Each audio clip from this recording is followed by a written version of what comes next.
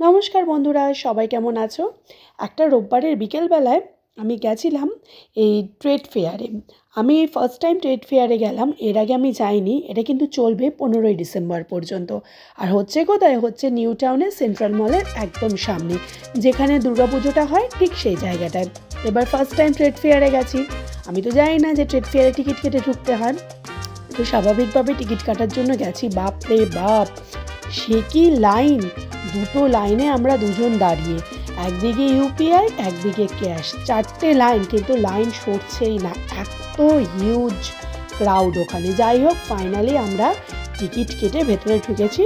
Ticket price মাথা পিছু 30 টাকা করে।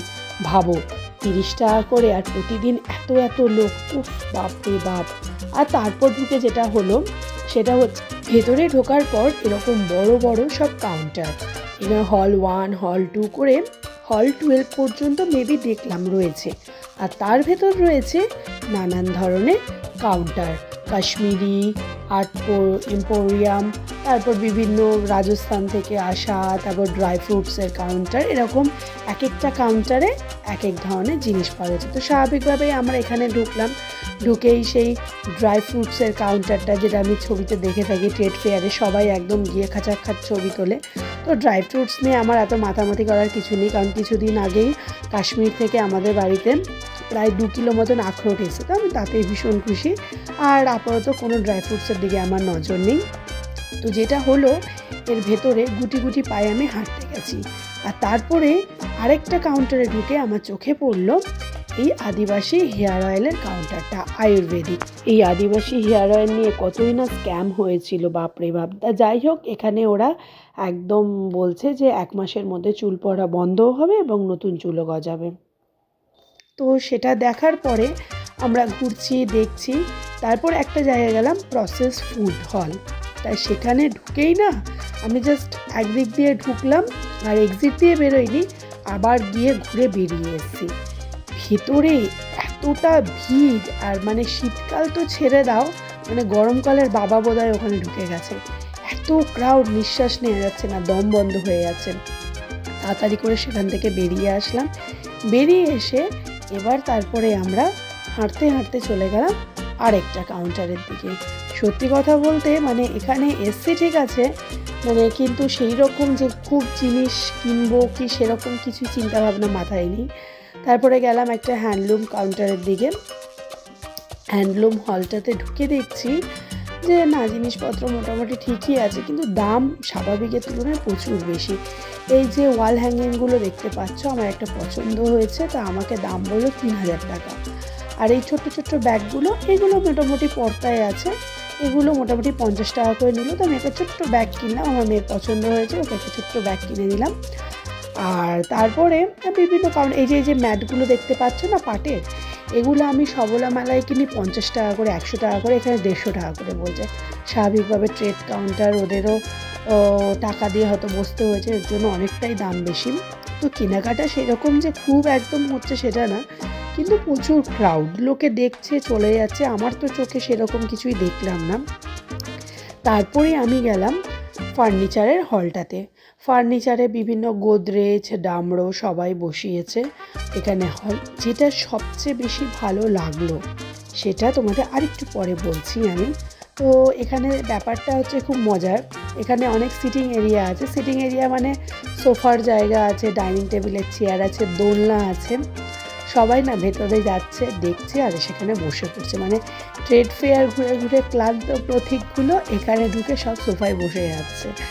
আর যারা এখানে স্টোরটা বসিয়েছে, কাউন্টারটা যাদের, তারাও কিছু বলতে পারছে না, সবাই বসে রয়েছে। বেশ মজা লাগছিল দেখতে সবাই। আবার কেউ কেউ বোর্ড, যেহেতু দেখছে এটা ধরো অনেক দিন ধরেই চলছে, কেউ কেউ বোর্ড ফেলে রেখেছে যে বসা যাবে না। যাই হোক, তা সবাই মোটামুটি এরকম করে বসছে। তো আমাদের ওই ডামরোর কাউন্টারটা ক্রস করে তারপর একটু এগিয়ে গেলাম। তারপরে আমরা আরেকটা হলে ঢুকেছিলাম। সেখানে ছিল এরকম ডোকরার কিছু কাজ, আর আরেকটা ছিল ওই ওয়াল শোপিস টোপিস। তো প্রত্যেকটা জিনিসে এখানে, এই যেমন এই কাউন্টারটায় আমরা দাঁড়িয়েছিলাম, এই দাদাভাইটাকে আমরা জিজ্ঞেস করছিলাম এক একটা জিনিসের দাম। তো এখানে একটা ওয়াল হ্যাঙ্গিং, একটা ঘড়ি ছিল, প্যান্ডুলাম টাইপের একটু স্টাইলের, পছন্দ হয়েছিল। কিন্তু লোকটা আমাকে দাম বললো 5,500 টাকা। আমি ওকে তবুও বললাম যে 3,000 টাকা দেবো। বললো না, 5,500 1 টাকাও কম হবে না। মানে বাবা রে বাবা! আবার তারপরে এই শু র্যাকগুলো দেখতে পেলাম, এগুলো খুব ভাইরাল, একদম ওয়ালের সঙ্গে লেগে থাকে। মানে ভেতরে জুতো ঢুকিয়ে একদম ঠেলে দিলে পুরো একদম খুব অল্প জায়গার মধ্যে নেয়। তারপর এখানে এই বড় বড় এখানেও ওয়াল হ্যাঙ্গিংগুলো দেখছিলাম, বেশ ভালোই লাগছিলো দেখতে। আর এখানে যে পটগুলো দেখতে পাচ্ছ, পটগুলো পছন্দ হয়েছিল, 2,000 টাকা করে বলছিল, এগুলো নাকি নন ব্রেকেবল। আমার সামনে ধরে দাম টেবিলে মারলো। আমি ওই দেখে আমি আর সাহস করলাম না। তাহলে এই আমার ছেলে মেয়ে দেখে নিচ্ছে, এবার বাড়ি গিয়ে ওরা মেরে মেরে দেখাবে, বলবে মা ভাঙে না তো। আমি আর সাহস করে নিইনি। এই ফাউন্টেনের কাউন্টারটা আমার খুব ভালো লেগেছে। আমার যদি একটা এরকম ভালো পজিশন থাকতো, এরকম একটা সুন্দর জিনিস কিনা ঘরে রাখতাম। তারপরে এই দোকানটায় দেখো বেশ ভালো ঘড়ি রয়েছে। তারপরে এসেছিলাম এই দোকানটায়, এই মগটাও আমার ভীষণ কাঁসার পছন্দ হয়েছিল। দামও সেই স্বাভাবিকভাবেই অনেকটাই বেশি, মানে যেটাই পছন্দ হচ্ছে ওরা এমন একটা দাম শোনাচ্ছে, আর কোনো মানে জায়গায় রাখছে না যে কমানোর, সব জায়গায় ফিক্সড প্রাইস। তো মানে ইচ্ছা থাকলেও পিছিয়ে আসতে হচ্ছে। এই ক্যাম্পেন টেবিলগুলো আমার কিন্তু বেশ ভালো লেগেছে। যারা গাড়ি নিয়ে ঘুরতে যায়, বিশেষ করে আমরা, সেটাই দাঁড়াও সামনের সোজা খাটটা দেখতে পাচ্ছ, এটা কিন্তু ছবি তোলা বারণ। আমি তবুও স্টিল ফটোগ্রাফ করতে পারিনি, আমি শুধু ভিডিওগ্রাফির মাধ্যমে ঘুরে দেখালাম। খাটটার দাম 19 লক্ষ টাকা। বিশ্বাস করবে না, 19 লক্ষ টাকা আমার জীবনে দেখা সবচেয়ে দামি খাট। বলছে কাশ্মীরি ওয়ার্ক করা সেগুন কাঠের, অসাধারণ দেখতে। মানে দেখছিলাম আর দেখতেই থাকছিলাম। তারপরে এই কাউন্টারটায় যেখানে নানান ধরনের ভগবানের স্ট্যাচু রয়েছে, এই যে তিরুপতি বালাজি, এই মন্দির দেখে এত ভালো লাগছিল। আর কাউন্টারটা সত্যি মানে এত সুন্দর করে সাজানো, চারিদিকে বিভিন্ন ধরনের ভগবানের ছোট বড় সব এরকম স্ট্যাচু রয়েছে। সবাই বেশ দেখছিল, আমারও বেশ ভালো লাগছিল দেখতে। কিছুক্ষণ এখানে দাঁড়িয়ে থেকে মূর্তিগুলো বেশ ভালো করে দেখলাম, মানে কি সুন্দর লাগছে। মানে এখানে লক্ষ্মী, সরস্বতী সব ধরনেরই মূর্তি আছে। তারপরেই দেখলাম এখানে এক্সারসাইজের সমস্ত সরঞ্জাম। বাপরে বাপ, মানে সব কিছুই যেন একই ছাদের তলায়।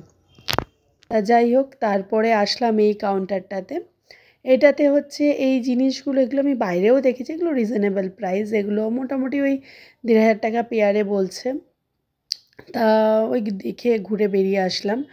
তারপরে গেলাম ফুড কাউন্টারটাতে, যে যাই হোক মেলাতে কিছু কিনিনি বলে খাবো না সেটা তো হয় না। কিন্তু যেটা হলো, এখানে এই যে কাউন্টারটা দেখছো, এখান থেকে তোমাকে টোকেন বানাতে হবে, হয় 500 টাকা 600 টাকা, যেভাবে তুমি মনে করছো খাবে সেই রকম টোকেন বানিয়ে তারপর সেটা দোকানে তুমি কি খাবে সেই অনুযায়ী টোকেন দিয়ে তারপর তোমাকে জিনিসটা নিতে হবে। তো স্বাভাবিকভাবে দোকানগুলো একদমই ফাঁকা, ফুড কাউন্টারগুলো, আর এই টোকেন কাউন্টার থেকে টোকেন নেওয়ার জন্য অজস্র ভিড়।